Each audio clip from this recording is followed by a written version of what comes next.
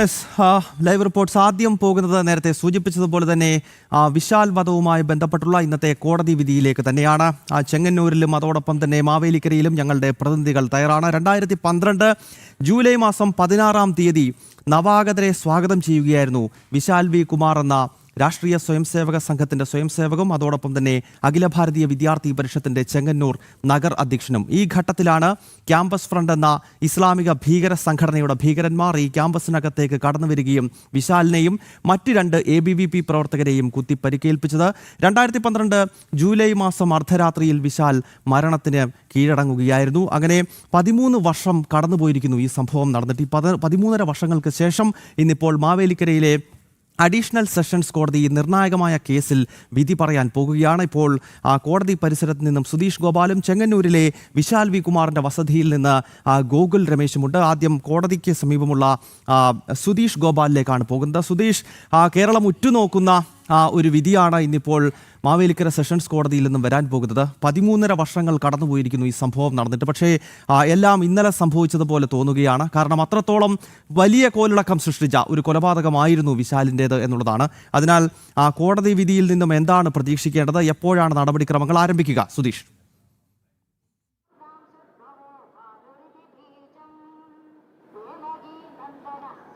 ഗൗതം, 11 മണിയോടെ കോടതി കൂടിയാൽ ആദ്യം എടുക്കുന്നത് ഈ വിശാൽ വധക്കേസുമായി ബന്ധപ്പെട്ട ഈ കേസ് തന്നെയാണ് എന്നതാണ് നമുക്ക് മനസ്സിലാക്കാൻ കഴിയുന്നത്. 10:30 ഇതിലെ 19 പ്രതികളും കോടതിയിലേക്ക് എത്തും എന്നതാണ് അറിയുന്നത്. ഈ 19 പ്രതികളും ഇപ്പോൾ ജാമ്യത്തിലാണ്. അവർ ഇവിടെ 10:30 എത്തിക്കഴിഞ്ഞാൽ 11 മണിക്ക് കോടതി കൂടുന്നതോടെ ഈ കേസിൻ്റെ വിചാരണ പൂർത്തിയാക്കി ഈ കേസിൻ്റെ വിധി പറയും. ഇതിലാരൊക്കെ കുറ്റക്കാരാണ്, എല്ലാവരും കുറ്റക്കാരാണോ എന്നതടക്കമുള്ള കാര്യങ്ങൾ കോടതിയുടെ വിധിയാവും ഉണ്ടാവുക. നമുക്കറിയാം 2012 ജൂലൈ 16-നാണ് ഇങ്ങനെ ഒരു കൃത്യം നടക്കുന്നത്. അതിനുശേഷം ഏതാണ്ട് 13.5 വർഷം കഴിഞ്ഞിട്ടാണ് ഇപ്പോൾ അതിൻ്റെ ഒരു വിധി പ്രസ്താവത്തിലേക്ക് കേസ് എത്തിച്ചേരുന്നത്. ആദ്യം ലോക്കൽ പോലീസും അതിനുശേഷം ക്രൈംബ്രാഞ്ചും അന്വേഷിച്ച ഈ കേസിൽ 3 DYSPമാരായിരുന്നു വിവിധ കാലഘട്ടങ്ങളിൽ ഇതിൻ്റെ അന്വേഷണത്തിന് നേതൃത്വം നൽകിയിരുന്നത്. വളരെ ഇഴഞ്ഞു നീങ്ങിയ ഒരു കേസന്വേഷണം തന്നെയായിരുന്നു ഇതെന്ന് പറയേണ്ടി വരും. അതോടൊപ്പം തന്നെ ഈ മാറി മാറി സംസ്ഥാനം ഭരിച്ച സർക്കാരിൻ്റെ ഭാഗത്തു നിന്നും ഈ ക്യാമ്പസ് ഫ്രണ്ട് പ്രവർത്തകർക്കില്ലേ മതവർഗീയ തീവ്രവാദികൾക്ക് അനുകൂലമായ ഒരു സമീപനം ഉണ്ടായിരുന്നു എന്ന ആക്ഷേപം അന്നെല്ലാം ഉയർന്നിരുന്നു.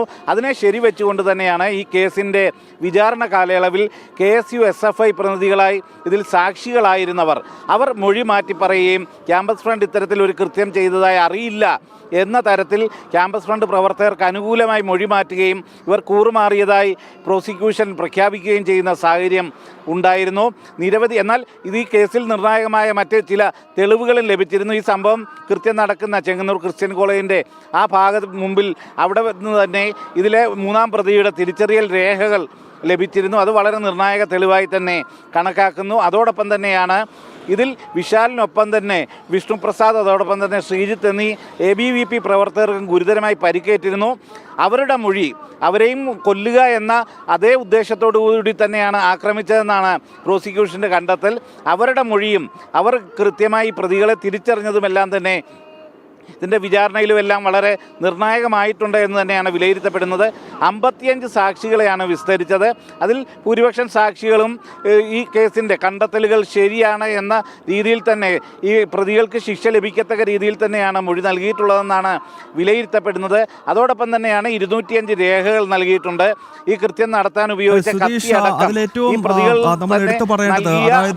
ഈ വിശാലിനെ കുത്തുന്നതിനൊപ്പം പരിക്കേറ്റ ABVPയുടെ പ്രവർത്തകരുടെ മൊഴികളുണ്ട്. മാത്രമല്ല ആശുപത്രിയിലേക്ക് പോകുന്ന ഘട്ടത്തിൽ വിശാൽ തന്നെ പറയുന്നുണ്ട് തന്നെ ആക്രമിച്ചത് ക്യാമ്പസ് ഫ്രണ്ടിൻ്റെയും പോപ്പുലർ ഫ്രണ്ടിൻ്റെയും ഭീകരരാണെന്ന്. അതൊക്കെ വളരെ നിർണായകമായ തെളിവുകളാണ്, മൊഴിയാണ്. പക്ഷേ ഇതിൽ ഈ കേസിന് ദോഷം ചെയ്യുന്ന രീതിയിലുള്ള പ്രവർത്തനം ഉണ്ടായത് നേരത്തെ സുധീഷ് സൂചിപ്പിച്ചതുപോലെ KSUവിൻ്റെയും SFIയുടെയും നേതാക്കളുടെ ഭാഗത്ത് നിന്നാണ്. അതായത് വിചാരണ നടക്കുന്ന വേളയിൽ ക്യാമ്പസ് ഫ്രണ്ട് എന്ന ഒരു സംഘടനയെ ഞങ്ങൾക്ക് അറിയില്ല എന്ന് SFIയുടെയും KSUവിൻ്റെയും നേതാക്കൾ കോടതിയിൽ പറയുകയാണ്.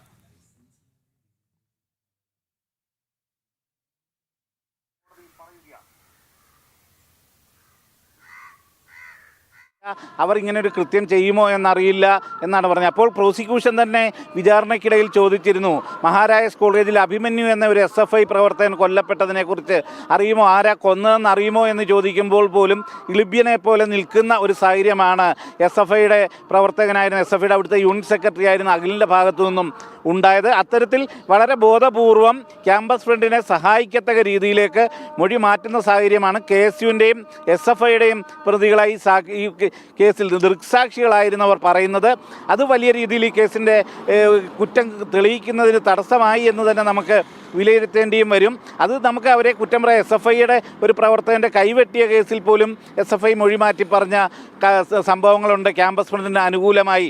അപ്പോൾ അത്തരമൊരു സംഭവമായി അവരുടെ നെറുകേടായി തന്നെ ഇതിനെ കാണേണ്ടി വരും. സഹപാഠിയായ ഒരു വിദ്യാർത്ഥിയെ പുറത്തു നിന്നുള്ള സംഘങ്ങളടക്കമെത്തി, വിവിധ ജില്ലയ്ക്ക് പുറത്തു നിന്ന് പോലുമുള്ള സംഘങ്ങളെത്തി വളരെ ആസൂത്രിതമായി കൊലപ്പെടുത്തുമ്പോൾ അതിൽ മൊഴി മാറ്റി പറയുന്ന ഒരു ക്രൂരമായ സാഹചര്യം തന്നെയാണ് SFIയുടെയും KSUവിൻ്റെയും പ്രവർത്തകരിൽ നിന്നുണ്ടായത്. എന്നാൽ ഈ പറഞ്ഞതുപോലെ ഒന്ന് പോയാൽ മറ്റൊന്ന് എന്ന തരത്തിൽ തന്നെ വളരെ നിർണായകമായ തെളിവുകൾ ലഭിക്കുകയും ചെയ്തു. ആ ID പ്രൂഫ് അവിടെ നിന്ന് കിട്ടിയത് തന്നെ വളരെ ദൈവനിശ്ചയം പോലെ കിട്ടിയ ഒരു തെളിവായി തന്നെയാണ് അന്വേഷണ സംഘം വിലയിരുത്തപ്പെടുന്നത്. ആ രീതിയിലുള്ള വലിയ അട്ടിമറി ശ്രമങ്ങൾക്കിടയിലും കേസിന് അനുകൂലമായ നിരവധി ഘടകങ്ങൾ ഉണ്ട് എന്നത് തന്നെയാണ് ഇന്നത്തെ ഈ വിധി പ്രസ്താവത്തിൽ ഏറ്റവും വലിയ പ്രതീക്ഷയായി നിലനിൽക്കുന്നത്. കോടതിയുടെ പരിസരത്ത് നിന്നും സുധീഷ് ഗോപാലാണ് ചേർന്നത്. ഇപ്പോൾ ചെങ്ങന്നൂർ കോട്ടയിലെ വിശാലിന്റെ വസതിയിൽ ഗോകുൽ രമേശുമുണ്ട്. ഗോകുൽ, ദേശസ്നേഹികളെ സംബന്ധിച്ചിടത്തോളം വിശാൽ വി കുമാർ ജ്വലിക്കുന്ന ഓർമ്മയാണ്. വിശാലിൻ്റെ ഓർമ്മകൾ നിറഞ്ഞു നിൽക്കുന്ന ആ വീടിൻ്റെ മുന്നിലാണല്ലോ ഗോകുൽ ഇപ്പോഴുള്ളത്.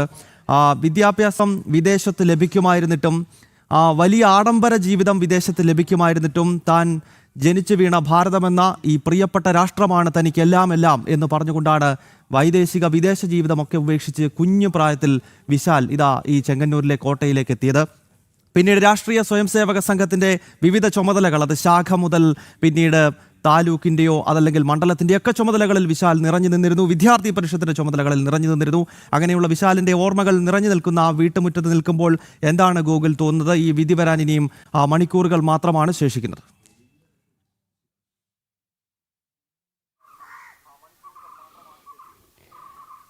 ഗൗതം, ഈ ഗ്രാമം ഒന്നാകെ, അതായത് ചെങ്ങന്നൂർ കോട്ട എന്ന് പറയുന്ന ഗ്രാമം ഒന്നാകെ ആ വിധിക്ക് വേണ്ടി കാത്തിരിക്കുകയാണ് എന്ന് തന്നെ നമുക്കിവിടെ നിൽക്കുമ്പോൾ മനസ്സിലാക്കുവാനായിട്ട് സാധിക്കുന്നുണ്ട്. കഴിഞ്ഞ മണിക്കൂറുകളിൽ നമ്മളെടുത്ത പ്രതികരണങ്ങളിൽ നിന്നും ആ ഒരു വിശാൽ എന്ന് പറയുന്നത് എത്രമാത്രം വൈകാരികമായിട്ടുള്ളൊരു ബന്ധമാണ് ഈ ഗ്രാമത്തിന് ഉള്ളവർക്കുള്ളത് എന്നുള്ള കാര്യം വ്യക്തമായി കഴിഞ്ഞിട്ടുള്ളതാണ്. എന്തായാലും അവരൊക്കെ ഈ വിധിക്ക് വേണ്ടി കാതോർത്തിരിക്കുകയാണ്.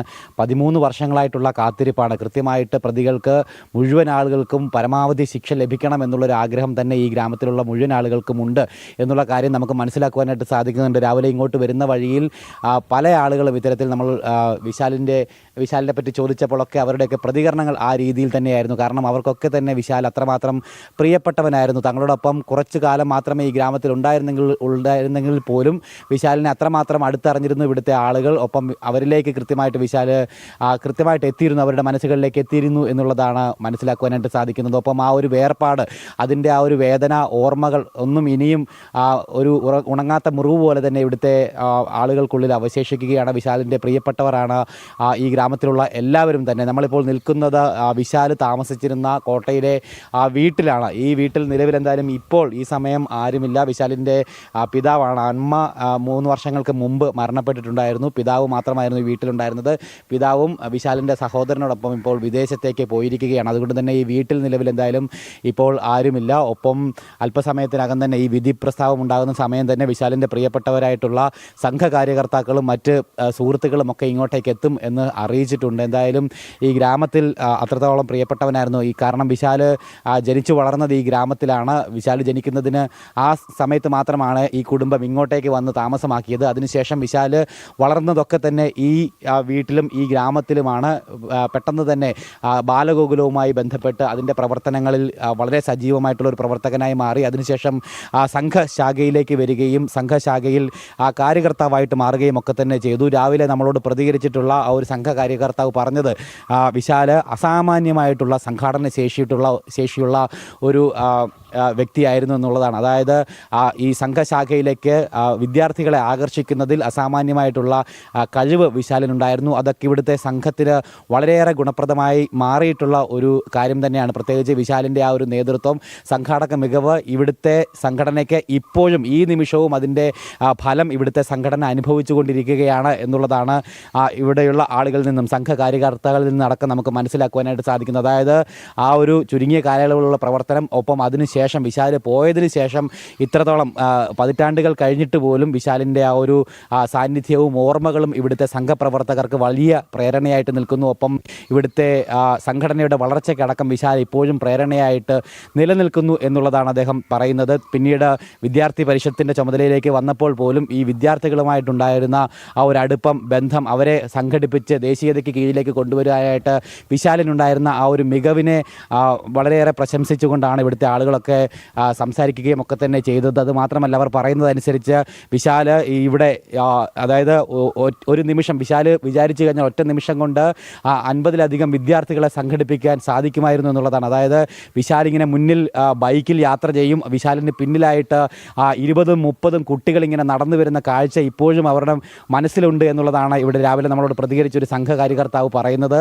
അത്രമാത്രം സംഘാടന ശേഷിയുള്ള ഒരു വ്യക്തിയായിരുന്നു, ഒരു കാര്യകർത്താവായിരുന്നു വിശാൽ എന്നുള്ളത് തന്നെയാണ്. അതുകൊണ്ട് തന്നെ ഇപ്പോഴും ഈ പ്രദേശത്തടക്കം സംഘടനയ്ക്ക് വലിയ മുന്നേറ്റം കാഴ്ചവെക്കാനായിട്ട്, പ്രത്യേകിച്ച് കഴിഞ്ഞ തദ്ദേശ തെരഞ്ഞെടുപ്പിൽ അടക്കം കാഴ്ചവെക്കാനായിട്ട് സാധിച്ചിട്ടുണ്ട്. അതൊക്കെ വിശാൽ എന്ന ഒറ്റ കാര്യകർത്താവിൻ്റെ ആ സമയത്തെ പ്രവർത്തനവും അതിനുശേഷമുള്ള വിശാലിൻ്റെ ഓർമ്മകളും കൊണ്ട് മാത്രമാണ് എന്നാണ് ഇവിടുത്തെ സംഘപ്രവർത്തകരൊക്കെ തന്നെ നമ്മളോട് അറിയിക്കുകയും ചെയ്തിരിക്കുന്നത്. എന്തായാലും ആ ഗ്രാമത്തിൽ അത്രമാത്രം പ്രിയപ്പെട്ടവനായിരുന്നു, അത്രമാത്രം വേണ്ടപ്പെട്ടവനായിരുന്നു വിശാൽ എന്ന് പറയുന്നത്. അതുകൊണ്ട് തന്നെ ആ വിശാലിൻ്റെ വേർപാടിൽ അതിനു ശേഷം ഈ 13 വർഷമായിട്ട് അവർ കാത്തിരിക്കുന്നത് ഒരേ ഒരു കാര്യത്തിന് വേണ്ടിയിട്ടാണ്. അതായത് തങ്ങളുടെ പ്രിയപ്പെട്ടവനെ ഇല്ലാതാക്കിയിട്ടുള്ള തീവ്രവാദികൾക്ക് പരമാവധി ശിക്ഷ, നിയമമർഹിക്കുന്ന പരമാവധി ശിക്ഷ തന്നെ ഉറപ്പാക്കണം, അതിനുവേണ്ടി കാത്തിരിക്കുകയാണെന്നാണ് വിശാലിൻ്റെ പ്രിയപ്പെട്ടവർ നമ്മളോട് പ്രതികരിച്ചിരിക്കുന്നത്. ഗൗതം. ഓക്കെ ഗോകുൽ, വിശാൽ വി കുമാറിൻ്റെ ജ്വലിക്കുന്ന ഓർമ്മകളുള്ള ചെങ്ങന്നൂരിലെ കോട്ടയിലെ വീട്ടിൽ ഗോകുൽ തുടരുക. ഈ നിർണായകമായ വിധി വരുന്ന ഘട്ടത്തിൽ ഗോകുലിലേക്ക് മടങ്ങിയെത്താം. എന്തായാലും ഇന്നത്തെ ദിവസത്തെ ഏറ്റവും വാർത്താ പ്രാധാന്യം ഈ ഒരു വിഷയത്തിൽ തന്നെയാണ് എന്ന കാര്യത്തിൽ യാതൊരു സംശയവുമില്ല. വിശാലുമായി ബന്ധപ്പെട്ട മറ്റൊരു റിപ്പോർട്ടിലേക്ക് പോകാം. രാജ്യവിരുദ്ധ ശക്തികളുടെ കത്തിമുനയിൽ ജീവൻ പിടയുമ്പോഴും ഭാരതമാതാവിനെ ഹൃദയത്തിലെത്തിയ സ്വയം സേവകനായിരുന്നു വിശാൽ. ഭാരതത്തോടുള്ള സ്നേഹം കൊണ്ട് വൈദേശിക ജീവിതം ഉപേക്ഷിച്ച വിശാൽ സംഘപ്രവർത്തനത്തിൽ സജീവമായി. അഖില ഭാരതീയ വിദ്യാർത്ഥി പരിഷത്തിന്റെ ചെങ്ങന്നൂർ നഗർ അധ്യക്ഷനായിരിക്കെയാണ് വിശാൽ വി കുമാറിനെ ക്യാമ്പസ് ഫ്രണ്ട് ഭീകരർ കൊലപ്പെടുത്തിയത്. ജീവിത ദീപമിങ്ങേറും ഇരുട്ടകറ്റാൻ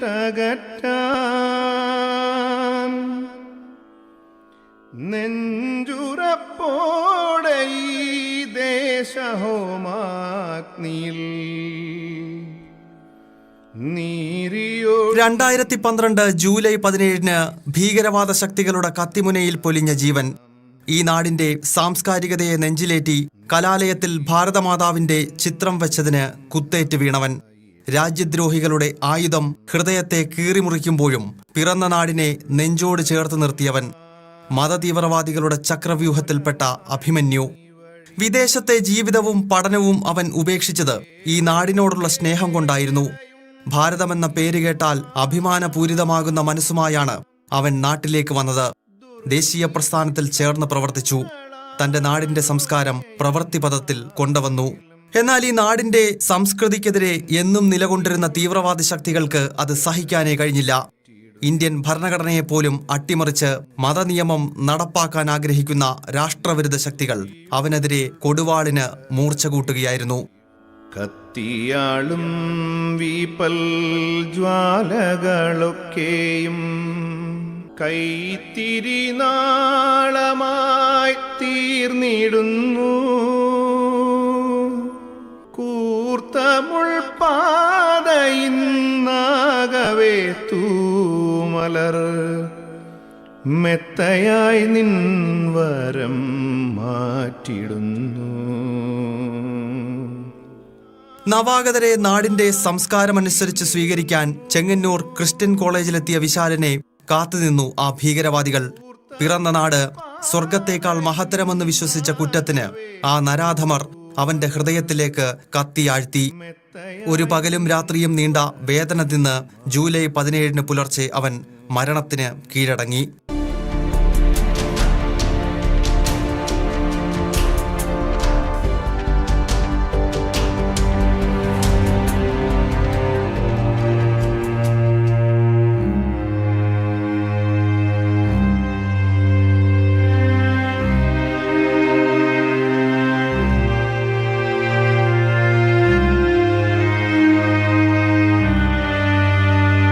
ഉദാസീനമായി പോലീസ്, മതതീവ്രവാദികൾക്ക് പിന്തുണയുമായി രാഷ്ട്രീയ കക്ഷികൾ. കുറ്റപത്രം സമർപ്പിക്കാനെടുത്തത് 5 വർഷം. കൊലപാതകം നേരിൽ കണ്ട SFI KSU നേതാക്കൾ കേസിൽ മൊഴിമാറ്റി ക്യാമ്പസ് ഫ്രണ്ട് ഭീകരരെ സഹായിച്ചു. വിശാലിനെ കൊലപ്പെടുത്തിയ പോപ്പുലർ ഫ്രണ്ടിന്റെ അണികൾ ഇസ്ലാമിക് സ്റ്റേറ്റ്സിന് വേണ്ടി യുദ്ധം ചെയ്യാൻ സിറിയയിൽ പോയി ഈ നാടിന്റെ അഖണ്ഡതയ്ക്കെതിരെ കരുക്കൾ നീക്കുന്നു. മതരാഷ്ട്രം കെട്ടിപ്പൊക്കാൻ പ്രവർത്തിക്കുന്നു. ജീവൻ പിടയുമ്പോഴും ഭാരതമാതാവിനെ ഹൃദയത്തിലേറ്റിയ ധീരബലിദാനിക്ക് വേണ്ടി നമുക്കൊരുമിക്കാം. നാടിനെ ഒറ്റുന്ന മതഭീകരതയ്ക്കെതിരെ, രാജ്യദ്രോഹികൾക്കെതിരെ ഇനിയൊരു അഭിമന്യു ഈ നാട്ടിൽ ഉണ്ടാകാതിരിക്കട്ടെ.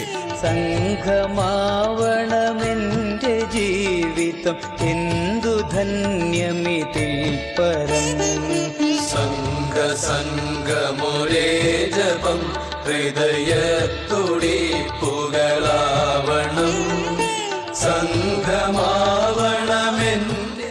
ന്യൂസ് ഡെസ്ക് ജനം. വിശാൽ വി കുമാറിന്റെ ഐതിഹാസികമായ ആ ജീവിതയാത്ര ഓർമ്മപ്പെടുത്തുകയായിരുന്നു ആ റിപ്പോർട്ട്. ഒരു ഇടവേള എടുത്ത ശേഷം മറ്റു വാർത്തകൾ കൂടി വളരെ വേഗത്തിൽ പരിശോധിക്കാം.